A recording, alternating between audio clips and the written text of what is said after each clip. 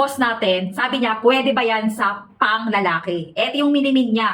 Dito siya nag-comment na video natin, tinatanong niya, kung pwede ba daw yan sa pang lalaki? Ay nako boss, eto lang ha, para sa kaalaman ng lahat, not only para kay Roberto. Bossing, this one is unisex. Pwedeng pang babae, pwedeng pang lalaki, pwedeng pang teens, at pwedeng pang adult. Yes po, all ages, as long as kaya mo siyang suotin. Anong ibig sabihin ng kaya? As long as babagay sa'yo. Ang daming kulay nito mga pangga, ha? Highly recommended to for teens and adult. Ayan po ang appearance pag suot-suot.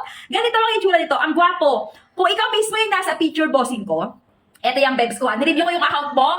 Gwapo ka sa silver. Sorry, not silver. Gwapo ka sa gold black. Bagay na bagay sa yung gold black kung sa panglalaking kulay. Tapos bilhan mo rin yung loved ones mo. Pwede kang mag-yellow, pwede kang mag-pink. Ayan. Pwede ka rin mag-green. Or pwede mo siyang gawing couple watch. Discounted to ngayon yung watch ni Ismael. Pure na pure silicone original ang strap at dual time, digital and analog. May pa-backlight pa yan, kaya talagang sureness na walang problema. Tapos waterproof pa. May box na lagayan. May warranty, of course may warranty yan. Naka-discount sale si Ismael. Unisex again and again. Pwedeng pa lalaki at pwedeng pa babae, pwedeng pang teens and pwedeng pang adult. Ito yung yellow basket. Diyan ka lang mag-check out pag gusto mo yung ganito klaseng relo.